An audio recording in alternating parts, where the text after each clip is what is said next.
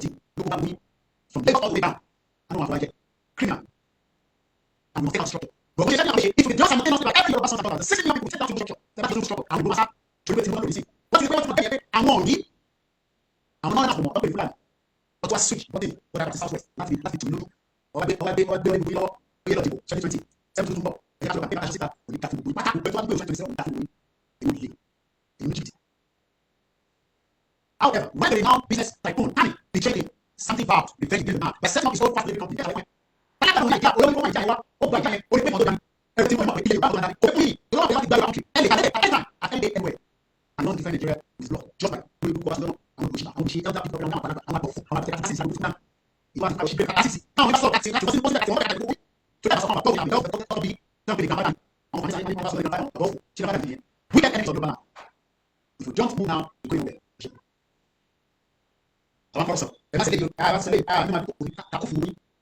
people on the 60 million people challenge you. 60 million people will take back their country and their independent indigenous brand. Enough is enough. We will fight with our blood. And I pray they do it as quickly, as strategic as possible. So I can force it out. So I can go out there, not hear anything, but to destroy the structure of Nigeria that doesn't want to accept shit. Anything short of that, it is not be a disaster. However, when they were now business tycoon, can betray him, something power, they take against the man. As he go talk, I'm going to price somebody who for what I say. No, they can't believe it.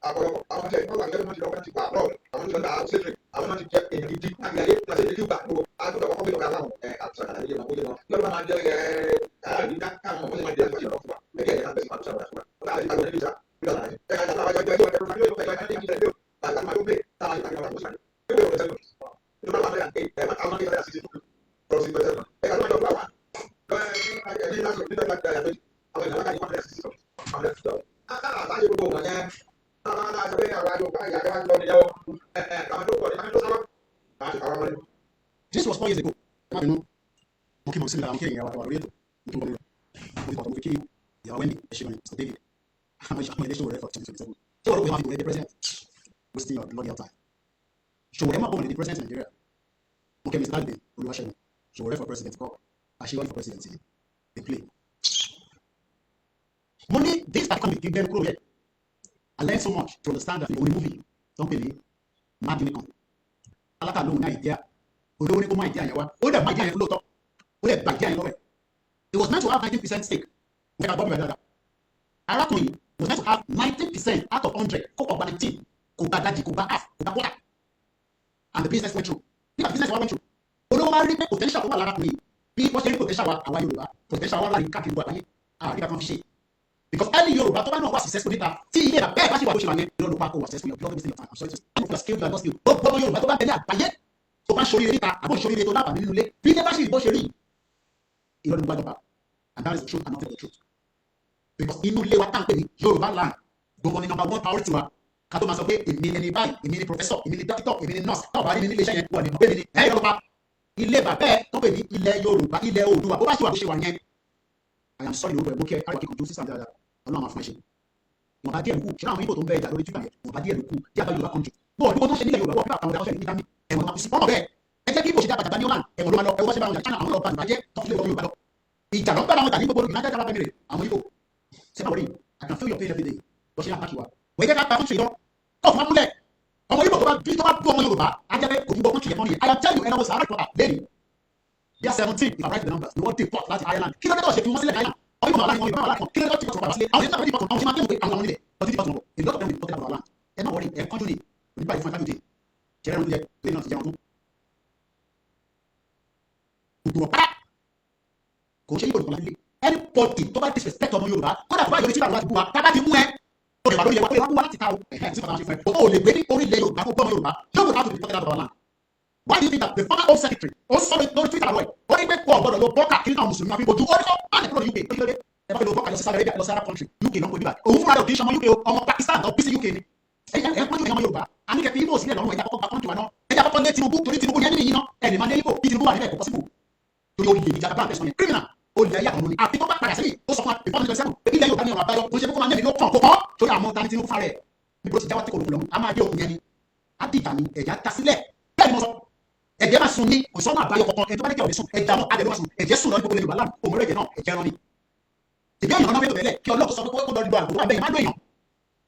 Nígbà tí ẹ̀jẹ̀ máa fi wọ́n lágbẹ̀ òjò tó lọ ní Áfíríkà kan tìbítẹ́ náà wà lóṣèlú òjò yẹn lọ bàbà ní òjò rẹ̀ lẹ́kọ̀ọ́ lé tó lọ́rọ̀ náà ẹ̀jẹ̀ tí ẹ pa ẹran lánàá yẹn wọ́n wá ní òrùbọ kí ló dé tó pa ẹran lánàá ẹ máa sọ fún abẹ́ṣẹ̀ṣẹ̀ òdà èyí mú ọbẹ̀ bẹ̀rẹ̀ sí fún ẹran lánàá tẹ́lẹ̀ bá ní kí babaláwo ní ẹran fún mi sí ẹni mọ́ ṣùgbọ́n ìbọn pásítà ìdí ọ̀tọ̀ ló wà lẹ́pẹ̀ òyìnbó mú ṣẹṣẹ wọ́n sọ sọ́tẹ̀ ìwà lọ́wọ́ wọ́n gbé ọlẹ́pẹ̀ lọ́wọ́ ẹ bá yẹ kó ṣe rọ ẹ fi ṣẹṣẹ sílẹ̀ má kàn dẹ́ ṣẹṣẹ kò lè ṣe orí ẹ̀sìn mo ṣe Yorùbá nation dání ká lè gba ìdẹ́tì ìwà padà ká lè dé pẹ̀lú àwọn enemies wa within and outside ká lè yé but many of you don't understand that anything have been dealt with no trouble for news òun dẹ ọ̀rọ̀ yàrá ọmọ yóò bẹ̀rẹ̀ mo ní Tinubu èdè ní lọ́jọ́ òbẹ̀ lóti kéèké òun ṣe lọ́ọ́ káàkiri àkójọ yẹ kó kílẹ̀ sọ ó ṣe pa kúlù àbúrò àkọ́rọ́ fún mi báyìí kílẹ̀ Tinubu ṣe sá òun wá dé kílẹ̀ lọ́ọ́ àkójọ ṣe ti wá bẹ̀rẹ̀ tèmi àbí àti tèmi gbọ́dọ̀ kílẹ̀ tó ṣe pa fúnṣọ́mìlẹ̀ tèmi ọ̀gbẹ́ tí wọ́n máa gbọ́dọ̀ ṣọ́mìlẹ̀ ó yọ̀ bẹ̀rẹ̀ nígbà tí wọ́n ẹ̀ ká ti bẹ́ẹ̀ ní Yorùbá èdè Tinubu ẹ̀ sọ̀rọ̀ Tinubu ìjáfọ̀ ìyẹn sọ̀rọ̀ ó ń pàṣẹ tó pọ̀ lórí àwọn ọmọ aláàbẹ̀ àwọn ilé ṣọ́ọ̀ yẹn àwọn ọmọ aláàbẹ̀ àwọn abẹ́ tó bẹ̀ tí wọ́n ṣọ̀tọ̀ yẹ́wọ́n lọ́wọ́ yẹn tó kò kọ́ni tó ń dá wàhálà sílẹ̀ kọ́ni àti ìgbà wàhálà sílẹ̀ tó kò kò òun kò bẹ̀ àjẹ́ ó sọ̀rọ̀ ẹ̀ kíkan òun lẹ́mẹ̀ tó wà lẹ́mẹ̀ tó sọ̀rọ̀ sí ẹ̀ Yorùbá ìdí tó sọ̀rọ̀ sí tọ́lọ́tọ́lọ́ tó gbọ́dọ̀ ṣe ọ̀ pàṣẹ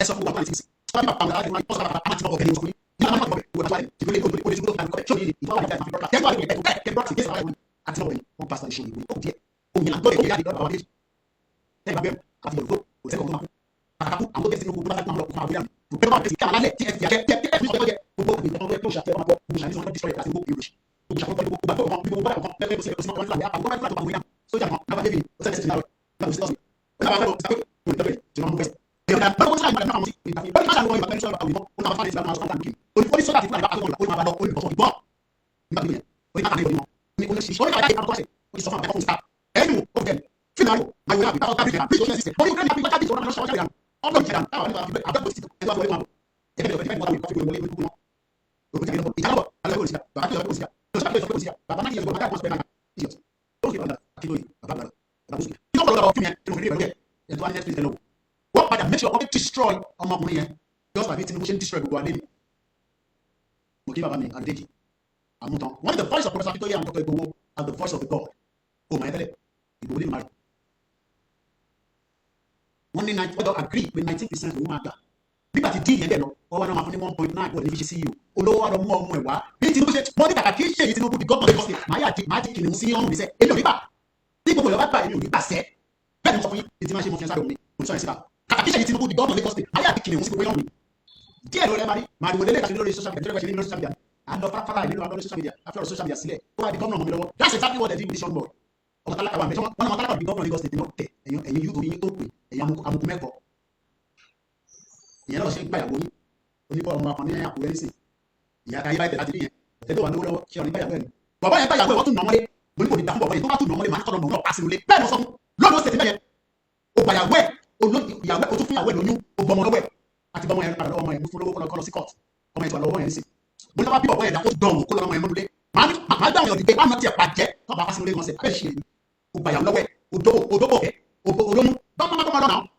ọmọ àdọ́bìnrin o tún wà lọ́nà ọmọ yẹn mọ́nulé kí ló fẹ́ báyẹn akara òṣì àtọ̀dánwò lórí burúkú ti rú lálẹ́ mi ṣé ní àmàjẹ́ tálákà yóò gbọ́dọ̀ múná láti ẹ̀ jẹ́ kí gbogbo bẹ́ẹ̀ ẹ̀yin kò ní wà tó ní dákú gbogbo yín ẹ̀ ní ṣòro ó kù díẹ̀ kóhùn yẹn jáde kan ọ̀rọ̀ bí mo sọ ìṣẹ̀lẹ̀ bá wọn ẹ̀sọ̀ lálẹ́ àfihàn ọmọ ẹ̀kọ́ lákùnrin nísìn ẹ̀lọ́mọ ẹ̀ ọmọ tó ìdíkọ̀ ọmọ kan bí ẹ̀ náà kí mi lálẹ́ ṣé tí ó wá jẹ́ ọmọ tèmi ni ẹni wọ́n ti báyàwó ìkọ́yàwó mi ọmọ tó àwọn àmì mọ́lé ṣé ìyọ̀lẹ́ ìbàyàwó yín lọ́gbọ̀n tó máa ń mọ̀ mọ́lé igbó ṣẹlẹ̀ lẹ́yìn ọ̀rọ̀ sọ fún yín ọ̀rọ̀ yín wọ́n ṣe sọ fún yín ṣé wọ́n ti mọ̀ fún pé tí wọ́n bá tọ́ pẹ̀rẹ́ lóòdó ṣe tiẹ̀ máa ń mílẹ̀ bẹ́ẹ̀ gbogbo fámìlì ẹ̀ máa lọ sí ó ṣeré ó sì lè gbàyàwó ẹ̀ ojú ọ̀rọ̀ máa mọ́lé ní lọ́sẹ̀sì yẹn ó ṣe nìyẹn ẹni tó ń gbé kàṣì tó fún Nàìjíríà kò ní mo sì ní sinmi máa ṣe pé ìyàwó máa ń súnmọ́ ìwé tó ń pàṣẹ lọ́wọ́ place kí ló fà gbogbo lọ́sẹ̀sì yẹn kì í gbé kò ní ṣe náà kí lọ́ọ̀dù yẹn mọ̀ tẹ́lẹ̀ owó lọ́ọ̀dù yẹn mọ̀ ibi tó bá ti sọ owó lọ́ntì ẹ̀ yẹn kò kẹ́ ṣe gbọ́ ìlú lọ òmìnira ní ti kò tẹ́ sí Nàìjíríà nílé nísìn wọn tó yàwó ẹ̀ lórí kan lẹ́gbẹ̀ẹ́ lọ tó sọ pé ẹ má ṣàtàn ìjọba àbínú àwọn ọ̀rọ̀ fàṣà lẹ́yìn owó ṣe yìí nìyẹn ẹlòmíì bẹ́ẹ̀ ó dàbí wá sínú lẹ́tọ̀ pẹ̀lú sí pálọ̀ báyìí tó ń gbóni yàrá nígbà tó lórí owó ọ̀bẹ fi sílẹ̀ níbi lórí burúkú ti tó dá problem sílẹ̀ nílé ẹ̀wọ̀n ní kájáde ẹ̀wọ̀n sọ pé ká má destroy structure tábà nípa bẹ́ẹ̀ náà ká fi destroy structure kó sọ lọ́nà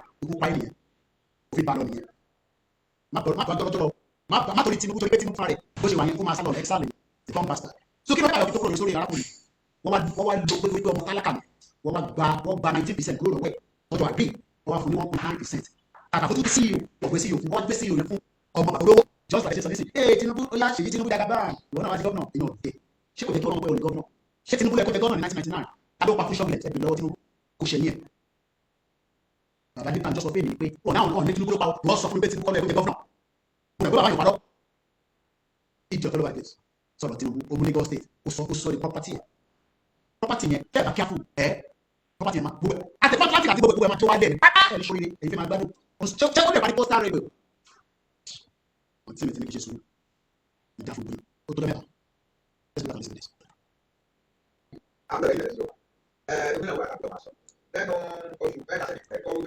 This video time focus baba 4 years ago lọ́wọ́ lókà wá sí Kútọ́nù ló wá ní àbí bàbá this man is 90 years old crying out loud ṣé bàbá wa ọmọ tó dá fún wa ni.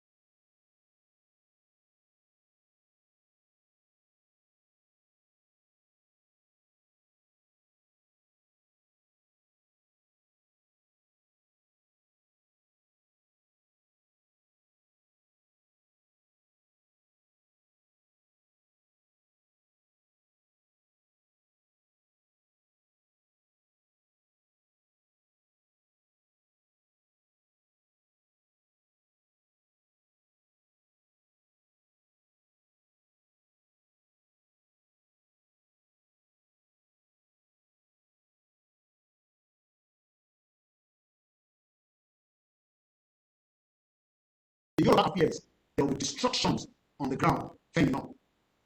Cleaners, Europeans that took Africa as their own bag. Or one will kill one bag, safety pin, oh yeah, you go, pillow 2 and bed, gold,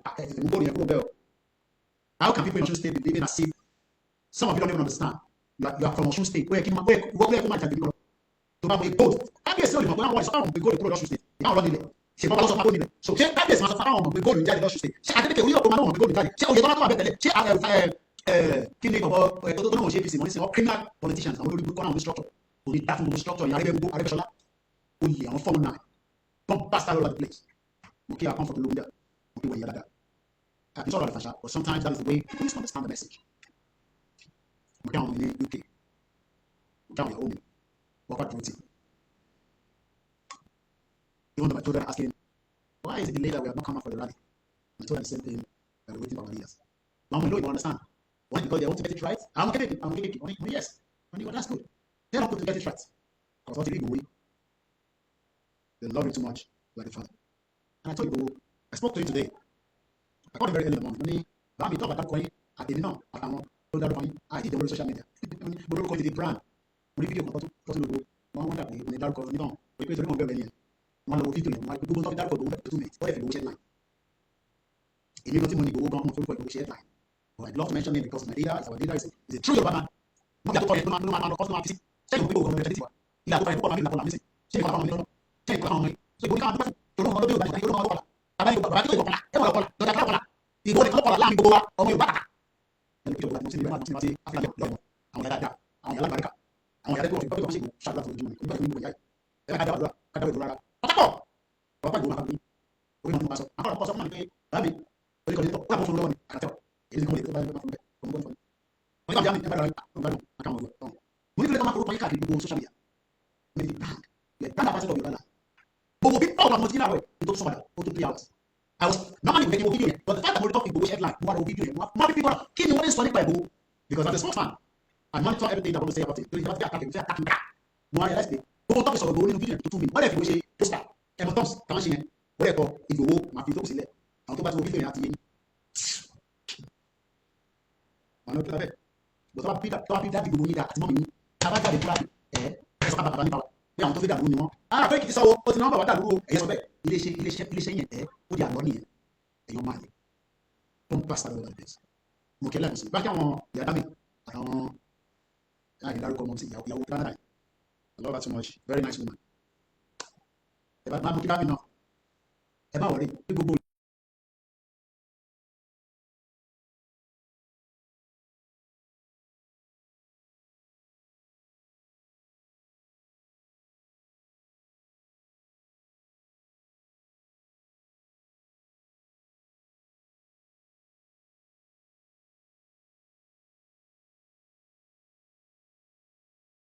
mo bẹ̀rẹ̀ ní ẹ̀rẹ́gbọ́ àti tó jẹ́ sí. After his left for calls at 3 hours. So enter lórí Ọláyọmí Koiki Instagram. Mr. Sadiq Akorede mo fi tọ̀tọ̀ dárúkọ yín official Oyèbọ́láyọ̀ mo fi tọ̀tọ̀ dárúkọ yín maintain for life. Mo rántí bàbá kan tó máa kọrin orú maintain tó lè máa kọrin sá. Bọ́bì òkè ọ̀gbẹ̀ni bọ́bì òkè wẹ̀ tẹ́ ṣe support wa. Mo rí pé tí bá ṣe program àwọn èèyàn fún mi lówó. So nígbà tí bá ṣe program yẹn fún wa lówó. Bọ̀dẹ̀ yìí tẹ̀ ń pè mí lẹ́yìn tẹ̀ fún wa pé Koiki. Ṣé àṣìgbà máa náwó lọ? Àṣìlẹ̀ òtún mo dúpẹ́ lọ́wọ́ yín. Káwá ṣe program yẹn fún wa lówó. Ẹ má ṣe bẹ́ẹ̀ o. Ẹ̀wọ̀n project àgbé kalẹ̀. Ẹ̀wọ̀n mọ́tò ta ṣe yẹ. Owó tẹ̀ fún mi tẹ̀lé ìfìdí ẹ̀wọ̀n. Èmi àtàwọn ìyàwó. Òun náà lọ́nà ẹ̀ pẹ̀lú àwọn díẹ̀ tó yẹ lára ara wọ́n tìtọ́kì. Àwọn díẹ̀ àṣà ìjà gbogbo ẹ̀. Èmi kọ́ mo ní ẹni tó yá wa. Wọ́n bá ní mọ́tò yẹn sí inú wa máa. Situation mọ́tò yẹn wà tẹ̀lé tọ́ bá rí tẹ́lẹ̀. Kódà ìbànújẹ́ máa jẹ́ fún wọn. Owó tàbí gbé mọ́tò yẹn dìde kò sí kékeré. Mọ́tò táwọn staff máa dúró lórí yẹn fún rally. Pẹ̀lú òsì rẹ̀ mọ́tò kọ̀ọ̀kan. Àbáwárí mọ́tò mi ò fine. From Boki Baba, thank you Jesus for the project. Mo lè kí àwọn staff mi wọ́n manage pẹ̀lú wọn. Wọ́n kàn fi mi ní update. Gbogbo aláti rí drone yìí nǹkan mo ní.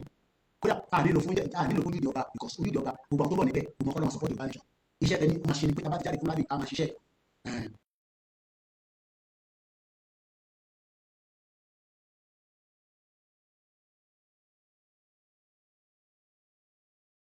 $250 million ni Elon Musk kó sílẹ̀ fún Donald Trump tó fi ṣe election ìjà tí wà láàrin wọn nísìn. Money is very important in this moment. No matter how small. Ìyàwó pẹ̀lú láti Port Harcourt tó tó jọ mẹ́ta ọdún bá mi sọ̀rọ̀ lára àwọn ìyàwó náà ni.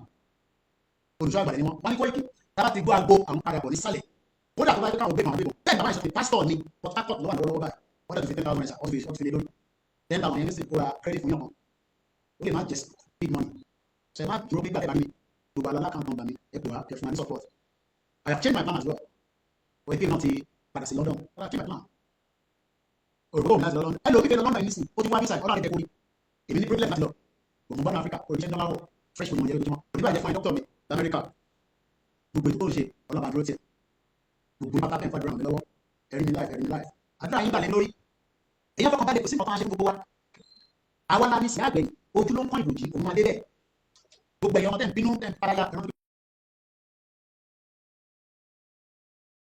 ẹ má kàtàkùn nígbà tí wọn ẹ àtàkì bàbá tó yà ti gbowó indirectly dẹ́mọ̀ sometimes attack them you don't know anybody tó bá attack wise there ẹ àtàkì bàbá tó yẹ ìyàn àti gbowó bí ẹ ti mọ̀ ẹ gbọ́ mi dáadáa ẹ bá ti attack wise there is not paying I'm not a publicity secretary èmi kọ́ ni bí àwọn kó ìkíni dẹ̀ bí wise there bá ṣe tó dáa àpè bàbá tó yẹ ìsàlẹ̀ pé kí ni yóò dá bàbá ẹ bá wà pè wọn ẹ má attack wọn I will never come out to attack wise there because structure bàbá tó yẹ ìlànà ọmọ òdua structure bàbá tó yẹ ni ẹgbẹ́ tí bàbá tó yẹ dá sílẹ̀ yẹn ẹgbẹ́ ìfẹ́ lódù ẹgbẹ́ tó yẹ gbòó dá sílẹ̀ ni but ẹ má attack wise there the best group ẹ wà very careful ẹ̀yin máa fi fúyẹ́ sílẹ̀ sínú platform yìí platform ìdòwò pé ọ̀rọ̀ yẹn ò yẹ yín òun wise there tani chairman wise there tó bá ti wise there kò sí màá dòwò àbájọ́ ìdòwò àti gbòwò tó bá ti mọ ẹ sọ̀rọ̀ burúkú ọ̀rọ̀ òdì sí wise there àwọn tó wà wise there yẹn wọ́n bá dùn bá ti tẹ̀lé lọ́sọ̀rọ̀ bá dùn nìyẹn tí bá tó wà bá dùn tẹ́lẹ̀ bá dùn tẹ́lẹ̀ bá very careful táwọn fi kọ́ bá fíríjì gbogbo tó kú láti bọ́dà àdùkán àtàlájì bàtà àwọn onímọ̀ tó fi fámìlì wọn sọ fi fámìlì wọn wọ́n fi tayín ẹ fẹ́ bá fi gbogbo ẹnu sọ̀rọ̀ ni mo mọ àwọn tó ń sanwó school fámìlì wọn bóyá wọ́n sẹ́ni rìsíìtì mọ́ torí pé sometimes the diaspora ẹ bá ti gbọ́ àwọn kan tó sọ̀rọ̀ lóríṣiríṣi you divert yourself it's good because only your company power dey but at some point moment tó ń sanwó school family àwọn méjèèjì tó sanwó school àwọn up to that a year after my 2 years nísìn bí wọ́n ṣe máa sọ̀rọ̀ sọ́mọ́ because bí wọ́n tún divert the receipt sọ́fẹ̀ lórí mo mọ àwọn tó sọ sẹ́ni máa sọ pé wọ́n tọ́jú family àwọn kan àwọn olùtọ́jú ẹni tó bá tọ́jú nísìn definitely gbogbo àwọn tọ́jú but àwọn adé everybody will be taken care of tẹ̀lé àìkẹ́ni kankan kó ọ̀rọ̀ burúkú kan sí lẹ́nu pé ẹ bá ti jáde ọmọ àwọn yín mo ní wọ̀ ọlọ́pàá náà dàsẹ́ èmi ni mo sọ abá ti jáde fúnra nípa tí kì í sójà náà mo ní sójà tó náà wọ̀nyí abá ti jáde àwọn anílẹ̀ láti wọ̀ kámọ́lá tábà sójà náà mo rí lórí Twitter sórí náà sísá arẹwà mo ní sìn èmi lọ fìlà sójà mi mo ti lé lọ orí títí wá dédé ọ̀rá ìfowópamọ́ tó bá bí sójà àkùdá sójà kò ní tẹ̀lé wa àwọn wàhálà tó kéré ní àmọ́ ìjà àgbà tó kéré ní tàbí ẹ̀rọ ọwọ́ bá bá wọn pẹ̀lú jáde àtọ́ yẹn ilé ló máa lọ kú sí kò ní kú sí torí títí àná ilé máa lọ kú sí ní barracks ìyàwó àdé sọ fún mi sọ fún mi ọmọ àlè nìyẹn ìyàwó ẹ̀rọ ọlọ́pọ̀ nìyẹn àwọn aṣojú òkú láìpẹ́ fáìn bá fi bá wa sọ tí mo fi pẹ́ púpọ̀ àti ṣe 3 hours. I've delivered the most important message. What is the message? Am I expecting Tinubu to rescue us from the nation? Am I expecting the structure of Nigeria to collapse? Collapse. Our God collapse. Structure of it. Okay. Do you think that INEC will not go further and do election? Tell me, is INEC mass election? If INEC bẹ̀rẹ̀ yìí, ẹ̀yin lè INEC wọ̀ wípé bẹ́ẹ̀ never roll out anything láti gbogbo wa. Gbogbo ẹ̀ pátá náà la máa sọ sí ẹni ṣorí ni. Election election láti jọ láti 1999. Àǹfààní wo làwọn jẹ́ mẹ́ẹ̀? That is but our time is in. Election tó wọ́n ṣe 2027. Tàbí jáde nísìn, àmì láti àtàkì INEC, àmì láti àtàkì structure of but structure tó bá lórí òun òpè tàbá ti jáde tó bá ti attack back we attack back. Kò sí àní kankan níbẹ̀ ẹ má attack no gbogbo story for the god attack back. Jo ilẹ̀ wa là ń jà fún. Ilẹ̀ yóò kì í ṣe anybody. British náà pé ilẹ̀ Yorùbá lélẹ̀ ilẹ̀ Igbo ni ilẹ̀ Hausa ni ọkọ̀ fúlàní wa ọkọ̀ gbogbo ọ̀dà pọ̀. Ó ti dà pọ̀ ní máa sì. Bọ́dẹ̀ ṣe ẹlẹ́yẹ láyé pẹ́pẹ́ ẹlòmíì tó wọn ẹkú nínú hospital wá switch pẹ̀lú ọmọ tó ṣẹ̀bi ṣé kò ṣẹlẹ̀ ní gbogbo àárín náà bí kò ṣe ní social media ti dà. Tipẹ́ lọ́ti ráìdì wa rightness ẹ̀ la fẹ́ kọ́ pátápátá òun la fẹ́ ṣe and it will be something that everybody must understand that kò ní wá bí ṣe sọ yìí. It's not good in moral story, but we must be determined, and that is why I don't have topic. I don't have topic. I don't think enough. Oh, people actually come. But actually, and that is actually. You know, the life in it. Actually, we can actually. I'm actually okay. Don't get damaged. You don't have to. You don't have to. I don't. The people need that. You need that. Edit. Most people are. Most people. They don't have to. But you see, what's the way? Man, they come up. Anything how we get. And make your lot. For you, because if you are in that, I'm not carry on. Nobody more. Nobody more. Anything. But they keep on. Okay. Everything get. I know how it is. I don't like saying. I did. But they don't. I don't know.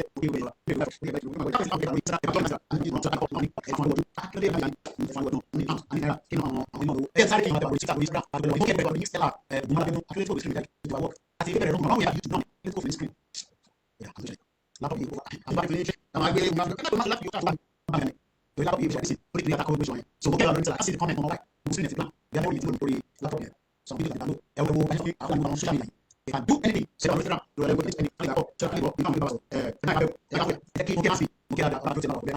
we might keep distraction, or take 9 out, we better pay, and go around there, and go around there, they have a bad share of. I mean, because everything else, I want to listen, Chachi, Baba the Paso, as Baba, no, wait, don't worry, we have many other media that take us to continue the movement. Now, I'm going to let I'm going to we have to worry. Maybe the one is not impossible. Bẹ́ẹ̀ wá ní àdìgbé tọ́lọ̀ mọ́tò ìdíwọ́n tó wá ti bẹ̀rẹ̀ kí ni àwọn ará yín fún? It's a mere geographical expression.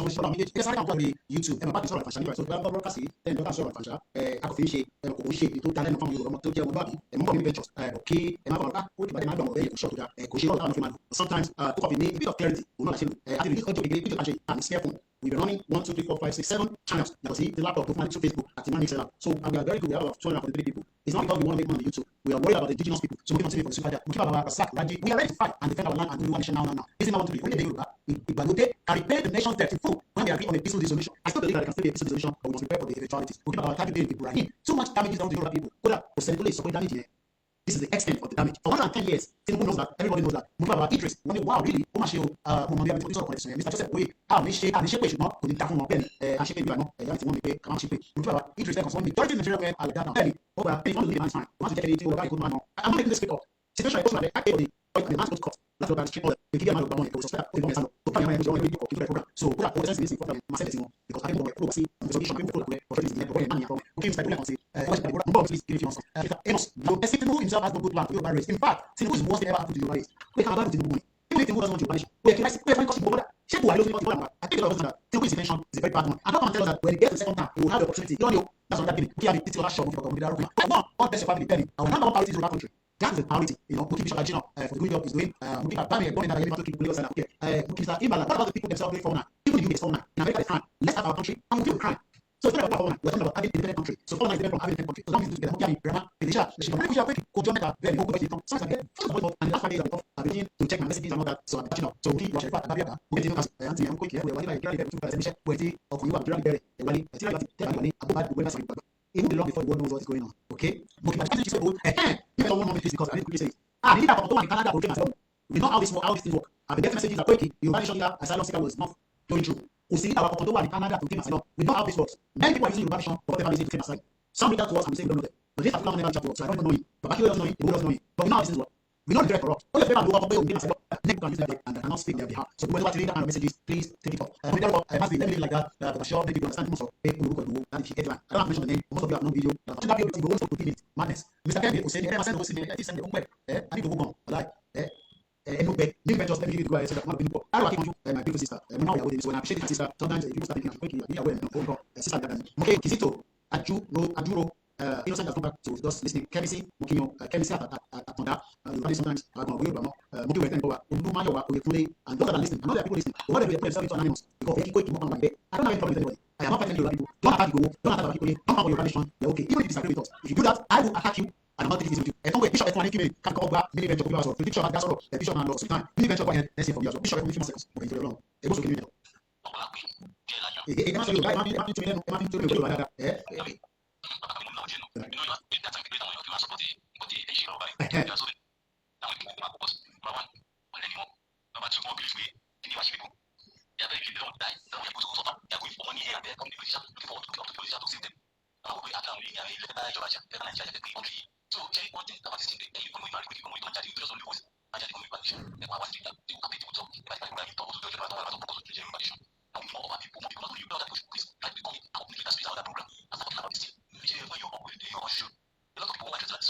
How do we encourage them?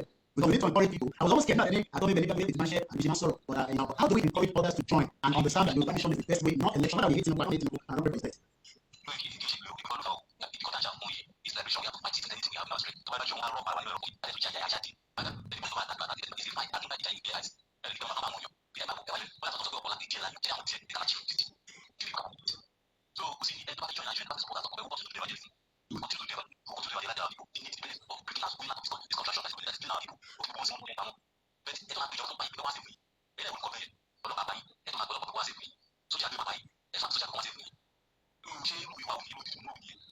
I want you to be honest with us. And please, honest, I'm telling you the now. Why is it that Nigeria will never work again?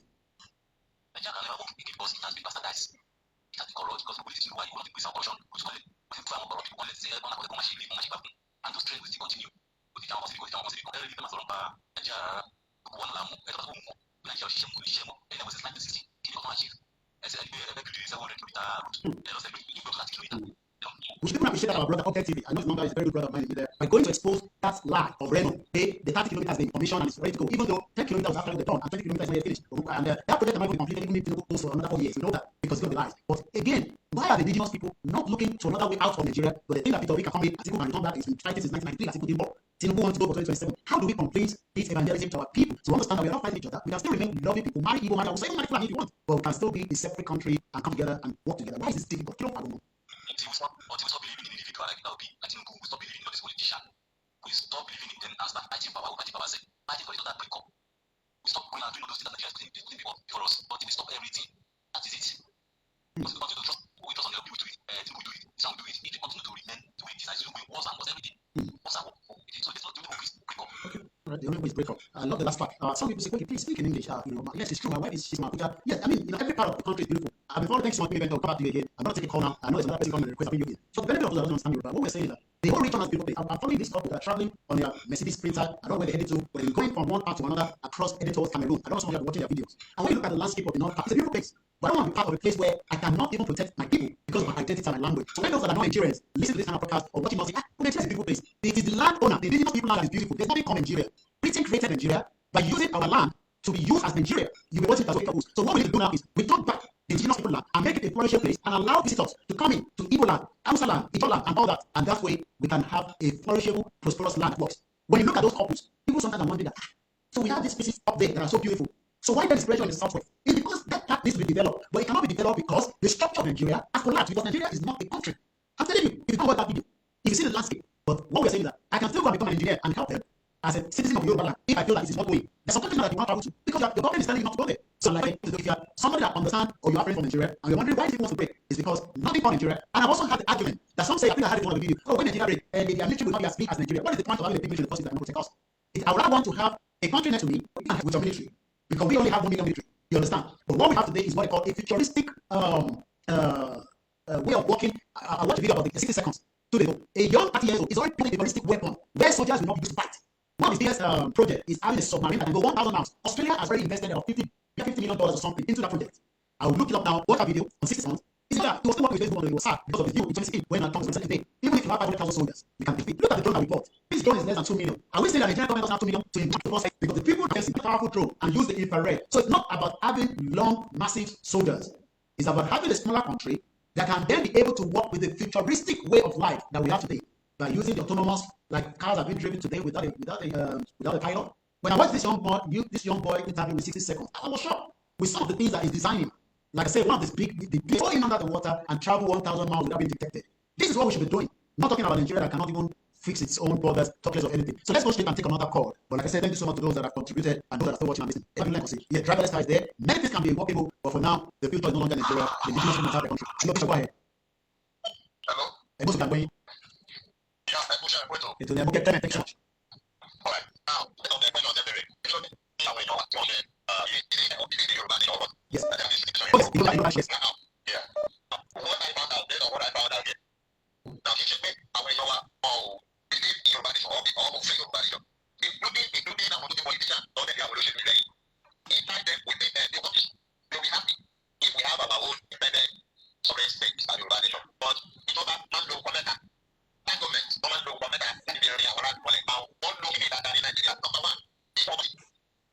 Poverty. The poverty in Nigeria is very great. And it is politically strong to keep the people down. And that is why the cost and the price of commodity in Nigeria are being orchestrated by the government to reform.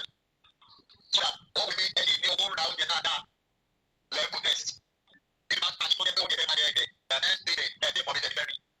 And that's one of the second is operation. Publicity.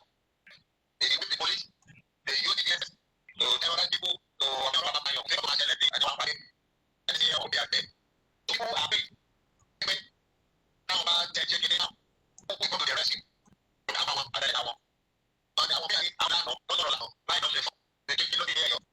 The government is they use force of it to oppress the people, to bring the idea. So Nigeria and the family and the becoming nothing. They didn't really put them. Even though they believe humanity will be the best one, do not people be quiet. So the third one is that. Now, John chose his deception. Now, that deception, they know doesn't last forever. But they use that on film. Feel that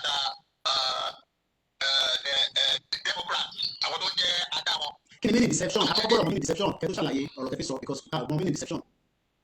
Okay, deception is top. So, I want to know like the far color and one time I want to tell you what you should. And that's the reason I want to die at the one what to walk and the other one is I'm going to go by. The other one like the woman in the world company. One day I love for Vale, one day one day get one. Policy to make a we will migrate the high cost of living. So, let's see.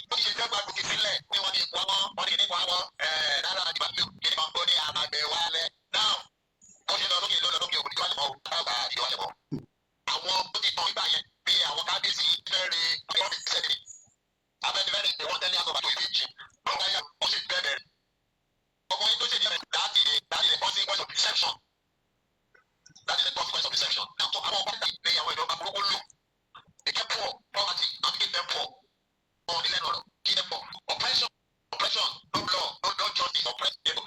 He had their way, you're not president. But then, justice don't look like what I like. So it's not that I don't want your nation.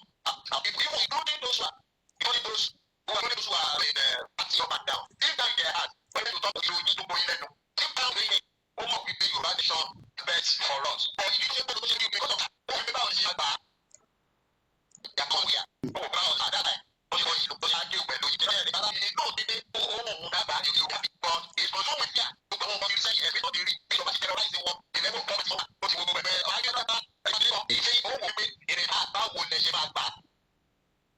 that is the problem. That's the problem. But again, they actually tell Baba what is on the back. And we pay always your background there. No man is share right. Mass police in anyway. They are now Israel. Not very Egypt. They started with negotiation. Not like you're right. Moses went and met Pharaoh and negotiated and people. And then they go and serve their God. Who is your God? I have been made. I have been the entire traveling. You want to be a law, well, if you know, not already, if you are already by the bills, you refuse. Now, liberty, who wants to give negotiation, you won't relax. Now, if Pharaoh, Pharaoh, our general, only our Israel, only there is 2 months leisure. Only 3 don't load, then don't be Monday. Only our man for this straw. What have you produced there? Only for now, not for this straw. They come along one straw for our war. On them produce equal amount of quantity to a consult like daily. They must pay labor one time through the air. Iṣẹ́ tó yẹ kí iṣẹ́ téèyàn mẹ́fà ń ṣe tẹ́lẹ̀. Èèyàn mẹ́ta ló máa bẹ̀ sí máa ṣe because èèyàn mẹ́ta máa separate ara wọn wọ́n produce the straw. And they must meet equal demand. So increase the labor on them. Hello? I'm going. Go ahead. We can hear you. Hello, yeah. Can you hear me, sir? Loud and clear. Hello? Loud and clear. Go ahead. Hello, can you hear me, sir? Yes. Yeah, okay. Yeah. So increase the labor tax on them. And nígbà tí àwọn èèyàn ní PRM mọ́, àwọn èèyàn we are ready to do anything. Wọ́n á di lu ọ̀pá fi ṣe oríṣiríṣi. Nígbà gbọ́dọ̀ mi wọ́n jẹ́ because àìsàn mi tọ́jú mi pa ẹran tọ́jú gbogbo àwọn àkókò yìí tí wọ́n kó tóbi ní pé ó yí ìlú wípé ẹ máa lọ ẹni bẹ́ẹ̀ pa wá pẹ́tọ́ ẹ máa lọ. So it's always like that. The poverty, the oppression in Nigeria ẹ wọ́n ọmọ secondary school tí bàbá ẹ̀ gbé lọ láti lọ ṣe exam tọ́lọ́pàá padà rọ̀ nìbàdàn. Ọ̀làlà abiyamọ àbá yẹn tó bá rántí ọjọ́ yẹn ọmọ ẹ̀ ó gbé lọ ṣe.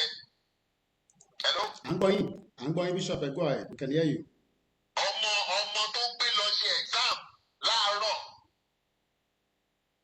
Ọlọ́pàá dédé yìnbọn nítorí ó ló gba one way. Ó dẹ̀ pa ọmọ dànù lẹ́yìn ẹ̀. Bàbá yẹn ò lè gbádùn mọ́ náà. And that issue now. Nigeria network. Ẹ máa sọ̀rọ̀ lọ, à ń gbọ́ yín. Okay, that issue now is swept under carpet. Àgbọ̀kọ̀kọ̀ lórí ẹ̀ mọ́. So what oppression is more than that? Ó máa dé level kan gba aráàlú nílé bíà ẹ̀ mọ́.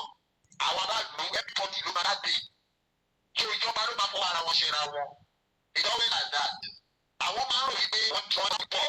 But at the end of the tunnel, they are in the whole place. That's how it will always be. Okay. But we are the one that will first break that chains. They need a rope. How did people work for to break this here? Momentum we have to gather Sarah when you're repentant. Well, they just need few people to break that chains. And the people about to declare. And the we that have received the trumpet, just like the trumpet, with sound. Everybody that is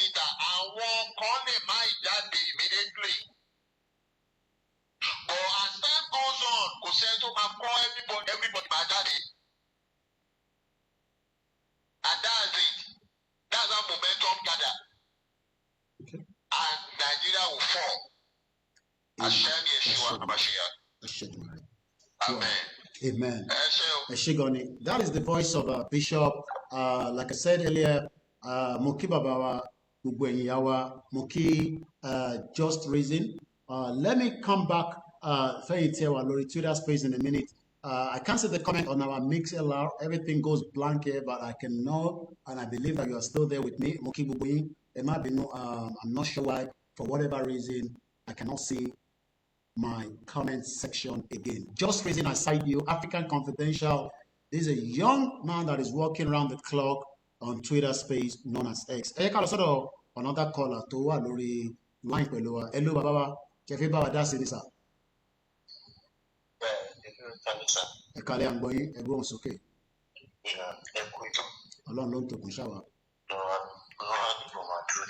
Àmín.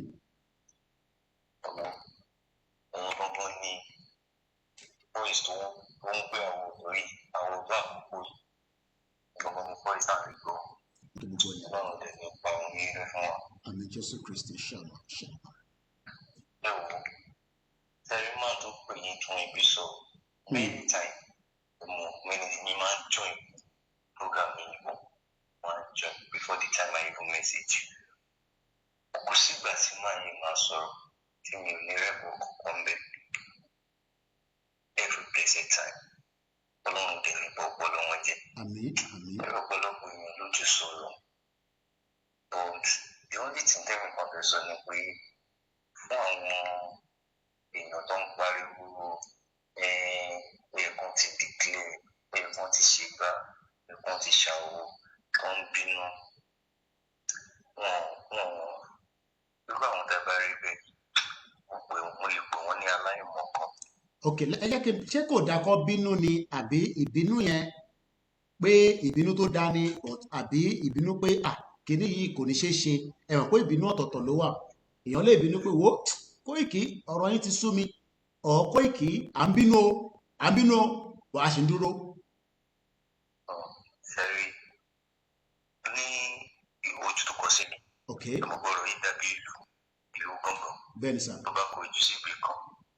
Ẹ̀yin ló máa kọ sẹ́lẹ̀ ṣùgbọ́n ẹni tó bá jẹ́ ojúlówó ọmọ Yorùbá tó dẹ̀ ń fi ọkàn àti ẹ̀mí ẹgbẹ́ àpèjì ìpòjù ẹ̀sìn kàtúkọ́ tí ọkàn àti ẹ̀mí àti ara ẹ̀ tó ń bẹ nínú àárín ìrìn àjò yìí mi ò rò pé tí nǹkan kan bá mẹ́yẹ ní àbíkan bóyá ìbínú ló wà kan. Anybody tàbárí tó ń bínú kan tó ń sọ̀rọ̀ àlùfáàsá sí ẹnìkan ó gbà fúra sí. Because ẹ̀kan sọ ní Nàìjíríà sọ̀rọ̀ pé àwọn tá à ń bá wọlé sọ̀rọ̀ pé wọ́n sùn. Wọ́n mọ̀ pé they are working more than we do. Bẹ́ẹ̀ni, and they have the resources which we don't have. And they have the resources. Àwọn ọ̀dẹ̀ kókó tàbọ̀ sí náà jáde níta wọ́n dẹ̀ tún fún wọn lówó oúnjẹ wọ́n á dẹ̀ wà níbẹ̀ kò ní ṣe nǹkan fún wọn. Tinubu tẹ̀ ní láti kókó Starbucks láti kó wọ́n lè kọ́ ìdáhùn tó state. Because structure ìyẹn lè má bínú pé I don't interact with the same ìyẹn mo ṣe ní structure yẹn nísìn la gbọ́dọ̀ wà la gbọ́dọ̀ mọ̀ ó ṣe gbogbo ẹni la máa fi sàn yẹn délẹ̀ wẹ̀ tó bá ní làákàyè ló máa plan fókè structure wo ni Kóìkí sọ because ẹgbọ́n tí bàbá wa sọ nísìn pé Tinubu èmi ní Tinubu máa gbé mọ́tò jáde àwọn ìṣẹ́ Kóìkí ọ̀bọ̀dẹ̀ nìyẹn ìwọ ní journalist ni àìbọn ní làákàyè structure ti wà ní Ondo state tí Tinubu kàn máa command ni ẹ bá gbóhùn sókè àgbọn nísà. So nǹkan táwọn èèyàn mọ̀ nìyẹn tó àwọn bá náà fẹ́ jáde ẹrú ń bà wọn náà wọn mọ táwọn wọn mọ bí táwọn fi sí wọn mọ bí táwọn wò sí but they are doing everything to know our strategy to know our weak point wọn fẹ́ mọ bí táwọn lágbára sí and they are using everything they have to know all these things so there's a man who make comment on the Facebook pé òun bí wọn kí wọn pé wọn ti dìde so I just went to this program so I not modify the account that's what I say yes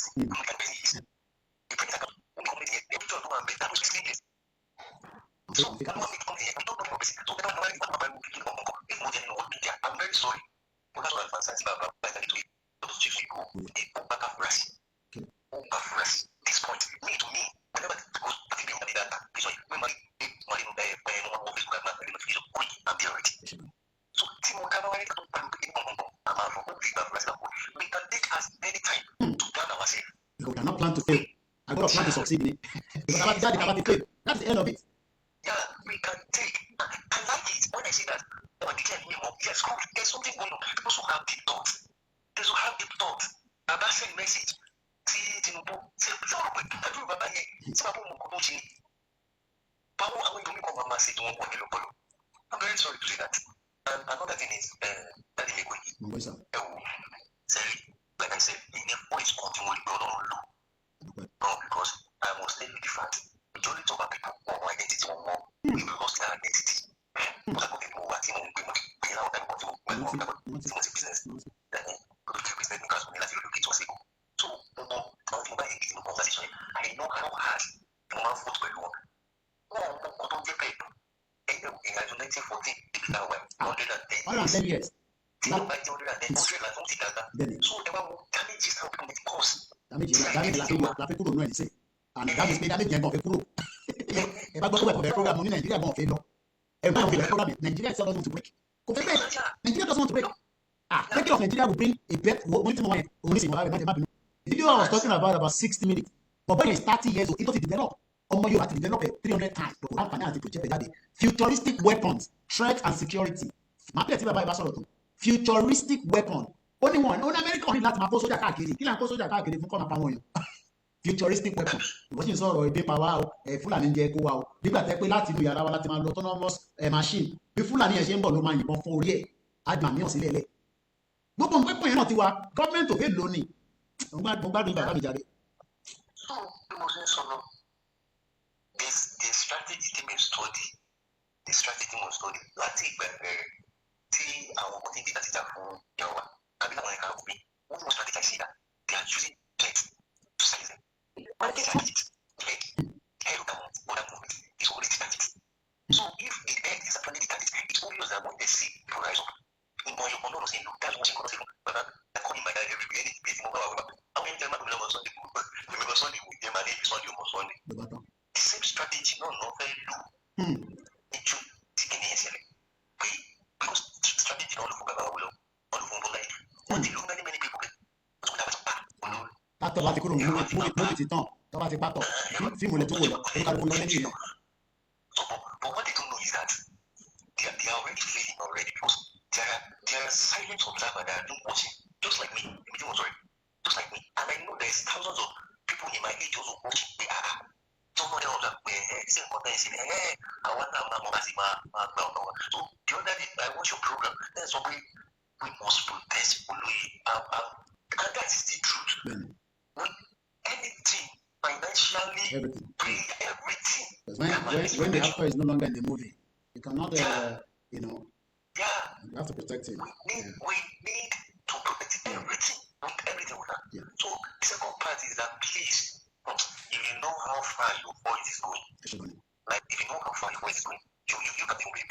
You are weak. I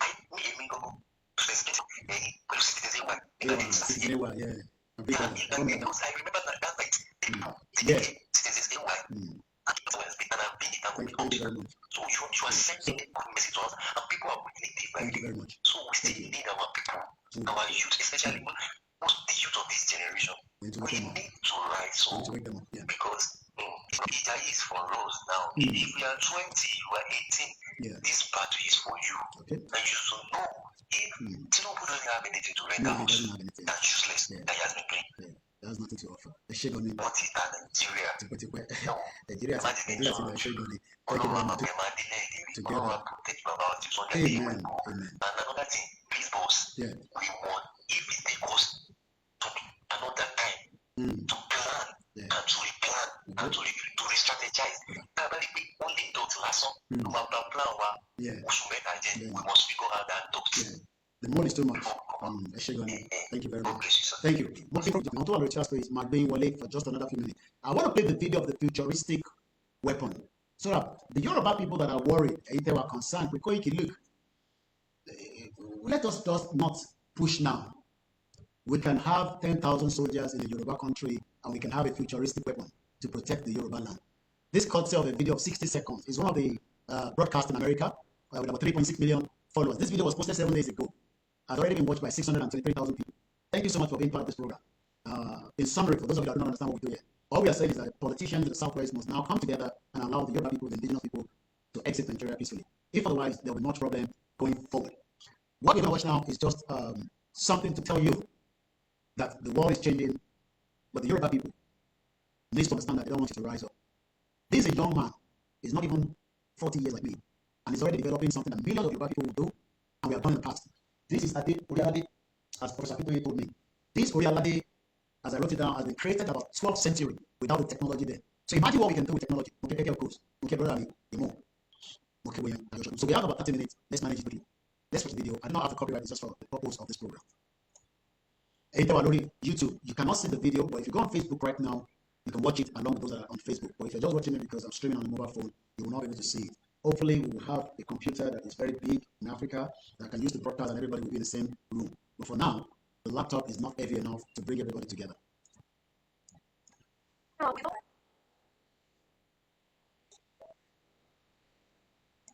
Another tech billionaire here, when they have politics. Politics is not where the money is.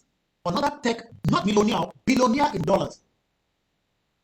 Ọmọ Yorùbá, ẹ̀yin ọ̀dọ́ wa, ẹ̀yin káwé jù mí lọ, you are well educated, but yet, òun gbé POS káàkiri within Yoruba land, òun wọ ọ̀kadà. Wọ́n sọ fún ẹ pé you are a tech billionaire. This young man, tó fẹ́ show yìí nísìn, tàbí gbọ́rọ̀ ẹ̀, is not, I am 47 years old. This man is already 30. He's already a tech billionaire with a government that supports his vision. You think Tinubu cares about your vision? You think Tinubu cares about who you are? As a Yoruba sons and Yoruba daughters, because of my time, because it's coming to midnight and I want to really end the broadcast in 30 minutes.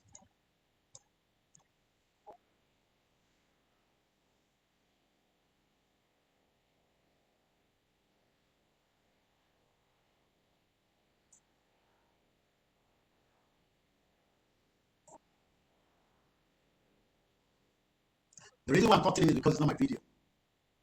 So I am cutting in because of the video, autonomous, futuristic. That is where the future is. But when 60 million people have been suppressed, subjugated, we need to rise up and fight it with whatever means, but with a better strategy to defeat the enemies. Who are the enemies? We know them. The foreigners that also want Yoruba people to have a futuristic government so that we can run them to the country looking for visa for study, looking for visa to go and work and japa. That is what they want us to do. But we are challenging that and say we would not tolerate that anymore. Why do you have to be the one to fight us? It is the fault of Nigeria. The futuristic, the tech billionaire. Let's go further.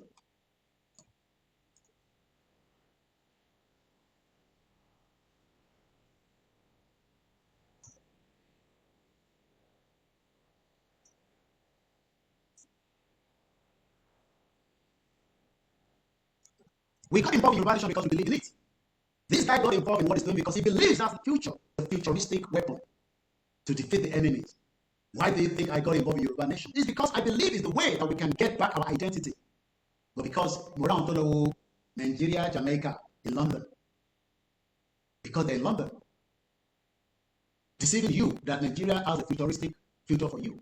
Don't be deceived. This is bigger than Bola Tinubu, and it's bigger than even the kings. That means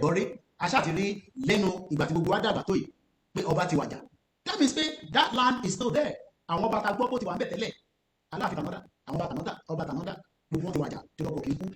we cannot see them. Maybe they are still roaming around the Yoruba land. We don't know. And the Yoruba people must rise up from Kwara all the way down if we want to really be part of the next future. If otherwise, we are losing everything and we will lose it very fast. So, let me give you a little bit more of this tech billionaire and we can move forward before the broadcast comes on end. Let's go back in. Please give me a few minutes, please.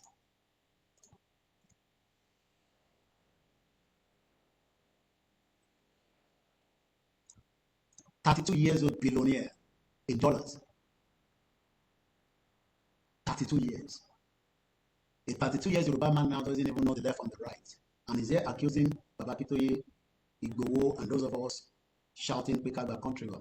I think that is more than enough to give you the kind of what you can expect. But there is something that this guy has done as one of the biggest projects. It's currently an undersea submarine.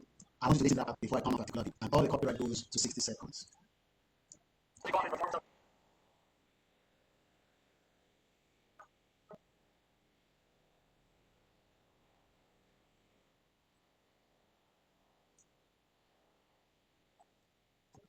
I'm showing evidence. Some might say, Alasono, you think I don't have time? I have time to watch a lot of things and quickly analyze it.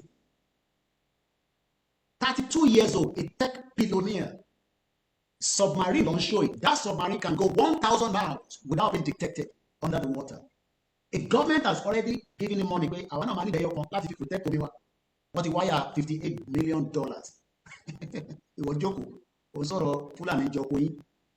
If I okay, you only have 2 minutes this year, and I'll give you a space so that I can start winding down because at you are exactly close to 5 hours. This year, go ahead. You have 2 minutes or 3 thereabouts, please. Loud and clear. Yeah, the only thing I want to say, because one brother was asking the question, there's a Bible says you cannot make it forest. You know, you have to train people, you have to let people get awareness, especially those who's in diaspora. So there will be people to be helping you and moving. Whenever they are not in program, they can be in Facebook, they can be in group or any of the social media to make sure they are meeting for this organization on the map. Because some people are using it to but they are speaking about very much and people and the idea of kind of people because of culture and bad and some people when you do the idea bad and then they are arrested to be become brought up some young boys who are eager also go to police and little brothers and little friends in program so that they work with peace. Okay.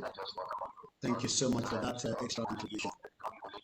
Okay, I'm not coming out, but the problem is because they're not fully set up at all, they're coming out on Facebook, and when I finish, I quickly upload it to YouTube and I share the link out, and I'm just going to use the links on our Twitter space. Thanks so much. Lucas Payne says, thank you very much. This is my video to go to South Africa. Okay, like, shout out to everyone. I can't mention your name because this thing is Joshua. When I say maybe if now we are enjoying Mr. Fitayo Joshua, just find out how long we wait, we won't succeed. I want to have the result. I got the mate and the result. I don't think that we want. The coming out that we get results, and that is what you think about. Most of the way you are going to happen, you will understand. I'm still putting at everybody's work. Thanks to the father, Professor Alanja Kitoye, and all the leaders and the Prince Dr. Peck. Thank you to our pastor, Mams, all our Babalawo, as we are going to end the broadcast. Please start the IDU. So Nigeria doesn't have more than 1 million. Yes, the total population of Nigeria is somewhere I told you last night. It is not even 400,000. It's about 300 or thereabout. So it's about how big, it's about how you can manage, okay, and see and support. I will start telling people my account details out. It's just to support. We are not begging. We are asking to please support the media. I am not a blogger. I am a media organization, and what we need money for is big every day. There's another project that is in my hand, but I don't want to announce that because of security reasons. What I need is 500 pounds. If I have that, the result will speak for itself within a very limited time. Let me do it that way. So if you are going to help us, get it up so that we can get this back on. While we are still waiting, we will not stop doing what we want to do. I don't want to appreciate many things quietly on our platform. But the bigger picture needs to go to the YSDM and all the groups that are asking for one support or the other. Don't let anybody tell your spirit because it's our spirit now. Nigeria itself is like a spirit food that we are. Anyway, okay. The problem is the Nigeria is not spirit. Okay, this part to get land back. Your spirit of people all around the southwest and the middle belt and how you can see all these galaxies. Even humans, how can see this through all the way because the mind that happened. So I want to go the mind was no anybody. And if you're thinking that your politicians doesn't know that but they are doing everything that they think eventually we can conquer if they you have ever so many click down that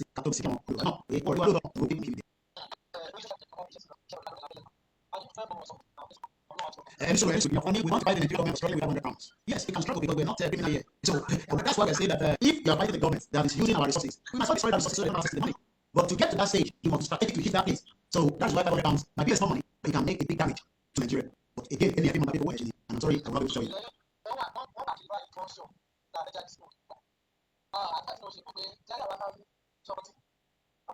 I should marry.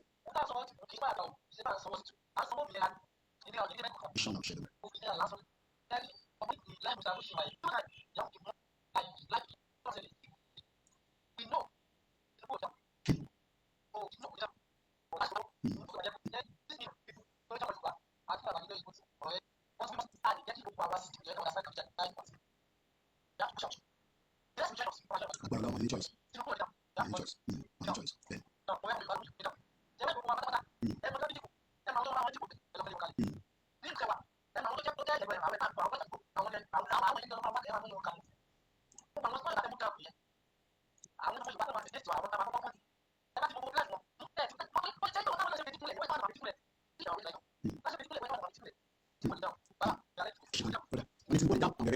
Okay, I have 15 in New York. We are because there are many enemies and many moves.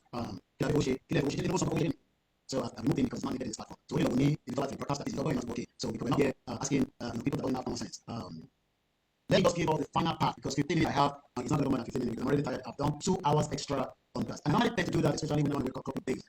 So that's the reason why. Mokim is the TJ. Yes, I kicked him out because if somebody's asking me that maybe 500 pounds, say, why are you not going to ask him what is the billion that they have stolen from Lagos State that he has built TVC with it. TVC is operating in London. I don't think some of you understand how much TVC is paying to Sky every month. So, but off their badge on it, I'm going to give all that details. So, anytime for result my daddy, result money with a independent country, but it has to be a collective effort. Just one more brief from about his letter. I will not read everything. I'm just trying to quickly get, okay, that's letter to President Buhari. Too many facts. Letter to Tinubu is already on our website. Please go in there, you will find it there, and you will be able to download it and read it and study it. Baba is a very smart, intelligent man, and Tinubu needs to be very careful because a little power can be the end of him. The public letter to His Excellency is a parliament in 2025. My Excellency President of Nigeria, the most eminent of Yoruba nation, today, we, the 60 million Yoruba people, your kinsmen, representing millions of Yoruba people in the Yoruba land and Nigeria, Yoruba in the diaspora across the world, after all the pray it meets you in good health. We know it's in good health. We saw Bill Gates in Lagos State, we saw Dangote, we saw Dedola, we saw Femi Bajabemla.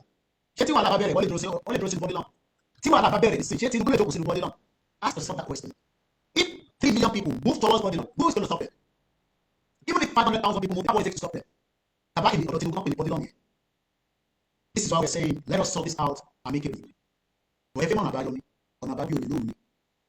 First, Your Excellency, I'm going to jump because before we get you to careful. And if you don't understand, somebody needs to tell Shaitan, okay, stop people Fulani people because Fulani let destroy Lagos State in a matter of because one year not one funding. So not in the country in the southwest. I want to go to the they play. So see, I don't know. So sit down there, continue to attack me. Tipo what if I get to the Tabanica coffee select with Kawo Shefelo. Fulani ma pago down, one blow, bridge and turn, one blow down. Cost on anything.